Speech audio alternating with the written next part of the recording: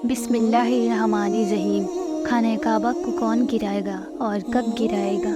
अजीज दोस्तों, खाना काबा मुसलमानों की दिलों की धड़कन है। सारी ज़िंदगी जो शख्स रोज़ाना 5 बार काबा शरीफ की तरफ रुख होकर नमाज पढ़ता हो, उसका जी क्यों नहीं चाहेगा कि जिस रुख पर मैं नमाज पढ़ता हूँ उस काबे का दीदार भी नसीब हो जाए। अब आप ज़रा तसव्वुर कीजिए कि काबा शरीफ जो अल्लाह का घर है और जिसकी हिफाजत की ज़िम्मेदारी भी ख़ुद अल्लाह ताला ने ली है और जिस सारी जगह से सारी दुनिया के मुसलमान बहुत मोहब्बत करते हों, अगर कोई शख्स उसे गिरा दे तो क्या कैफियत होगी, कैसा लगेगा, कितना शौक़ लगेगा, कैसा मंजर होगा। जी हाँ, ऐसा भी वक्त इस दुनिया ने देखना है, क्योंकि इस बारे में रसूलुल्लाह सल्लल्लाहु अलैहि वसल्लम ने फरमाया कि क़यामत की सबसे बड़ी निशानी ये है कि एक आदमी मक्का में दाखिल होगा जो कि खाना काबा को गिरा देगा और उसके टुकड़े करके समंदर में फेंक देगा। फिर आपने बस आदमी की निशानी बताई। दोस्तों, इस वीडियो की तफसील से पहले मैं आपको बताता चलूँ कि जब यमन के बादशाह अब्राह ने खाना काबा को गिराने की कोशिश की थी तो उसका क्या हश्र हुआ था। हुज़ूर अकरम सल्लल्लाहु अलैहि वसल्लम की पैदाइश से सिर्फ 25 दिन पहले यमन का बादशाह अब्राह हाथियों की फ़ौज लेकर काबा शरीफ को ढाने के लिए मक्का पर हमलवार हुआ था। उसका सबब ये था कि अब्राह ने यमन के दारुल सल्तनत सुना में एक बहुत ही शानदार और आलीशान गिरजा घर बनाया है और ये कोशिश करने लगा कि अरब के लोग बजाय खाना काबा के यमन आकर उस गिरजा घर का हज किया करें। जब मक्का वालों को ये मालूम हुआ तो काबिले कमाना का एक शख्स गैज़ो गज़म में जल भून कर यमन गया और वहाँ के गिरजा घर में बहाना बना कर घुस गया और उसको नजासत गंदगी से लथपथ कर आया। जब अब्राह ने ये वाक़या सुना तो वे तैश गुस्से में आके से बाहर हो गया और खाने काबा को ढाने के लिए हाथियों की फ़ौज लेकर मक्का पर हमला कर दिया और उसकी फ़ौज के आगे दस्ते ने मक्का वालों के तमाम ऊँटों और दूसरे मवेशियों को छीन लिया। इसमें 200 या 400 ऊँट अब्दुल मुत्तालिब के भी थे। हज़रत अब्दुल मुत्तालिब को उस वाक़ये से बड़ा रंज हुआ था। चुनांचा अब्राह ने आप इस मामले में गुफ्तगू करने के लिए उसके लश्कर की तशरीफ़ ले गए। जब अब्राह ने मालूम हुआ कि कुरैश का सरदार उससे मुलाकात के लिए आया है तो उसने आपको अपने खेमे में बुला लिया और जब अब्राह ने हज़रत अब्दुल मुत्तालिब को देखा कि वो एक बुलंद क़ामत, रोबेदार और निहायत ही हसीनो जमील आदमी हैं जिनकी पेशानी पर नूर जाहो जलाल चमक रहा है, तो सूरत देखते ही अब्राह मरूब हो गया और बेइख्तियार तख्ते शाही से उतरकर आपकी तज़ीम व तकरीम के लिए खड़ा हो गया और अपने बराबर बिठा कर दरियाफ़्त किया कि कहिए सरदार कुरैश, यहाँ आपकी तशरीफ़ आवरी का क्या मकसद है। हज़रत अब्दुल मुत्तालिब ने जवाब दिया कि हमारे ऊँट और बकरियाँ वग़ैरह जो आपके लश्कर के सिपाही हॉक लिया हैं, आप उन सब मवेशियों को हमारे सुपुर्द कर दीजिए।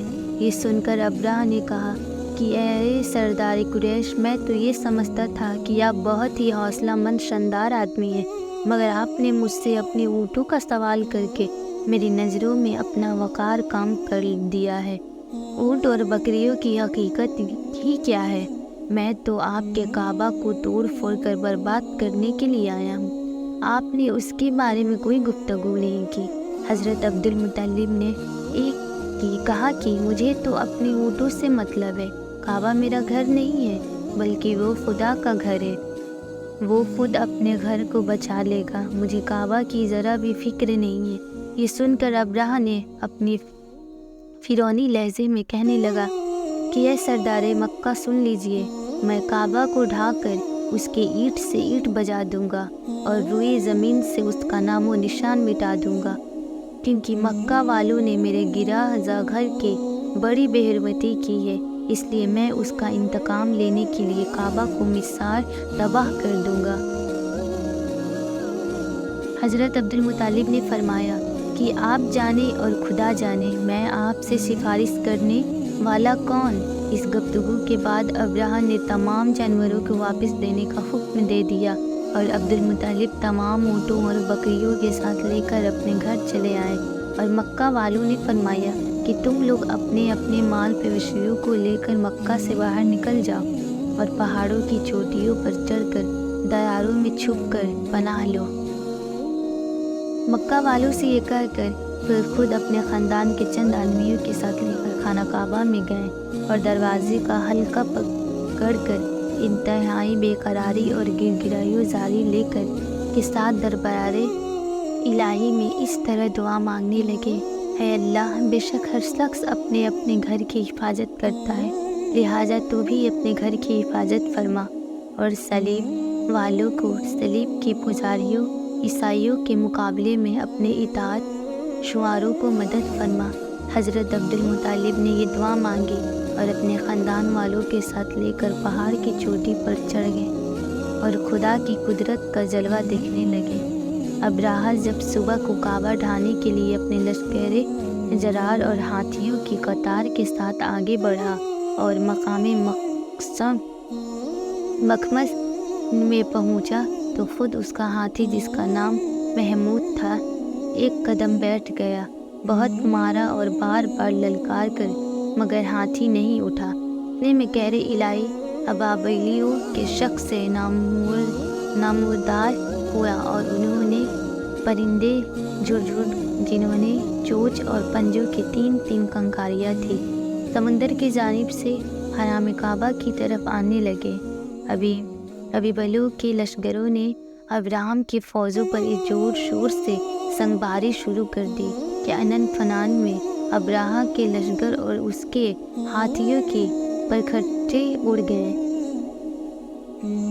ابابیل کی سنگباری خداوند قہار و جبار کے قہر و غضب کی ایسی مار تھی کہ جب کوئی کنکری کسی فیل ہاتھی سوار کے سر پر پڑتی تھی تو اس آدمی کے بدن کو چھیدتی ہوئی ہاتھی کے بدن کے پار ہو جاتی تھی۔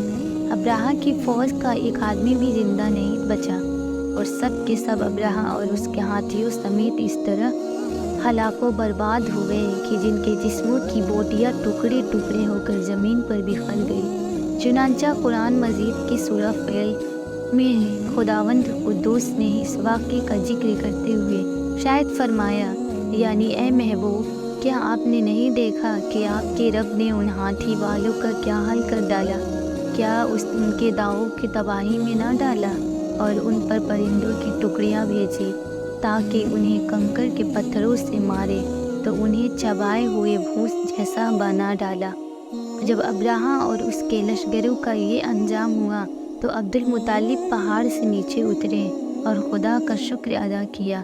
اس کی یہ کرامت کی دور دور تک چرچا ہو گئی اور تمام اہل عرب ان کو ایک خدا رسیدہ بزرگ کی حیثیت سے قابل احترام سمجھنے لگے۔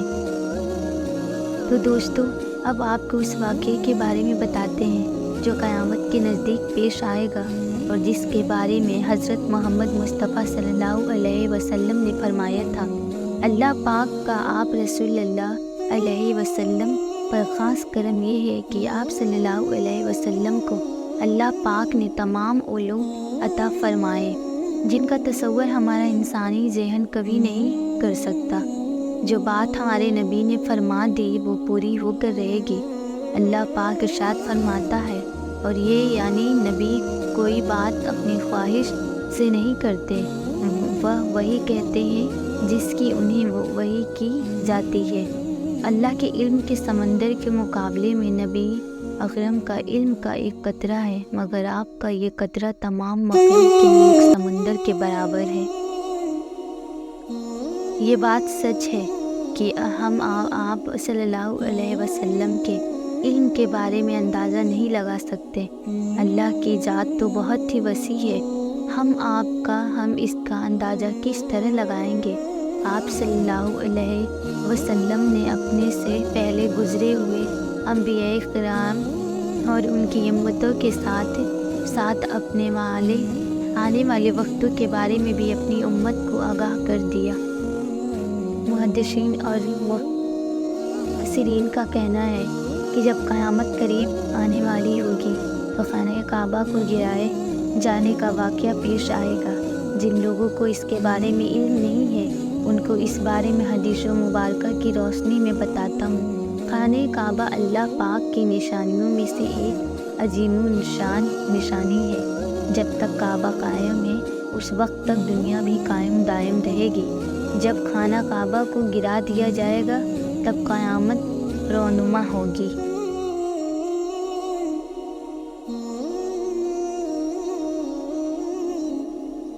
جب قیامت قریب آئے گی تو ایک بدکش حبشی خانہ کعبہ کو گرا دے گا، پھر قیامت آئے گی۔ محمد مصطفیٰ صلی اللہ علیہ وسلم نے فرمایا، حبش کو چھوڑو رہے ہو جب تک یہ یمن چھوڑ رہے، کیونکہ کعبے کا خزانہ نہ نکلے گا مگر حبشہ کا ایک چھوٹی پنڈلیوں والا کعبے کو گرانے والا ایک غیر مسلم حبشی ہوگا۔ حبشہ کے بارے میں ایک روایت یہ بھی ہے کہ اتھیوپیا جو افریقن ایریا ہے اس کو حبشہ کہا جاتا ہے۔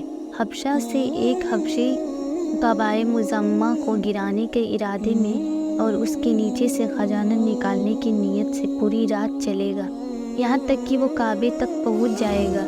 یہ بات مشہور ہے کہ کعبے کے نیچے بہت سارے بادشاہوں کا خزانہ دبا ہوا ہے۔ وہ شخص اسی لالچ میں اسی خزانے کو حاصل کرنے کے لیے خانہ کعبہ کو ڈھا دے گا۔ اس کمینے حبشی کے بارے میں آپ صلی اللہ علیہ وسلم نے ارشاد فرمایا، اس حبشی کی شکل و صورت ایسی ہوگی کہ وہ چھوٹی پنڈلیوں والا ایک حبشی ہوگا جو خانہ کعبہ کو گرائے گا۔ جبکہ بخاری شریف میں لکھا ہوا ہے کہ رسول اللہ صلی اللہ علیہ وسلم نے فرمایا، گویا میں اس حبشی کو دیکھ رہا ہوں، وہ کالا اور چوڑی ٹانگوں والا ہے، کعبہ کے پتھر اور اینٹوں کی اکھاڑ کر پھینک رہا ہے۔ بخاری شریف میں یہ ہے کہ کبر قیامت کے وقت حضرت عیسیٰ علیہ السلام کی وفات کے بعد جب لوگوں کے سینے سے قرآن پاک اللہ اٹھا لے گا اور دنیا میں کوئی بھی اللہ اللہ کہنے والا نہ ہوگا تو اس کے بعد وہ بدشکست حبشی خانہ کعبہ کو گرائے گا۔ اس حدیث میں افن کا لفظ استعمال ہوا ہے اور افن وہ ہے جو اکڑتا ہوا چلے یا چلنے میں اس کے دونوں پنجے نزدیک رہیں اور دونوں ایڑیوں میں فاصلہ رہے۔ وہ حبشی مردود جو قیامت کے قریب خانہ کعبہ کو ڈھائے گا وہ اس شکل کا ہوگا۔ دوسری روایت یہ ہے کہ اس کی آنکھیں نیلی، ناک پھیلی ہوئی ہوگی اور پیٹ بڑا ہوگا، اس کے ساتھ اور بھی لوگ ہوں گے۔ وہ کعبہ کا ایک ایک پتھر اکھاڑ ڈالیں گے اور سمندر میں لے جا کر پھینک دیں گے۔ یہ قیامت کے بالکل نزدیک ہوگا۔ اللہ تعالیٰ سے دعا ہے کہ اللہ ہمیں نیک کام کرنے کی توفیق دے اور برائیوں سے دور رہنے کی ہمیں ہمت اور توفیق عطا فرمائے، آمین۔ اگر ویڈیو اچھی لگی ہو تو ویڈیو کو لائک کر کے چینل کو سبسکرائب کر لیں اور بیل آئیکن کو دبانا نہ بھولیں۔ جاتے جاتے ایک پیارا سا کمنٹ ضرور کریں۔ السلام علیکم ورحمۃ اللہ وبرکاتہ۔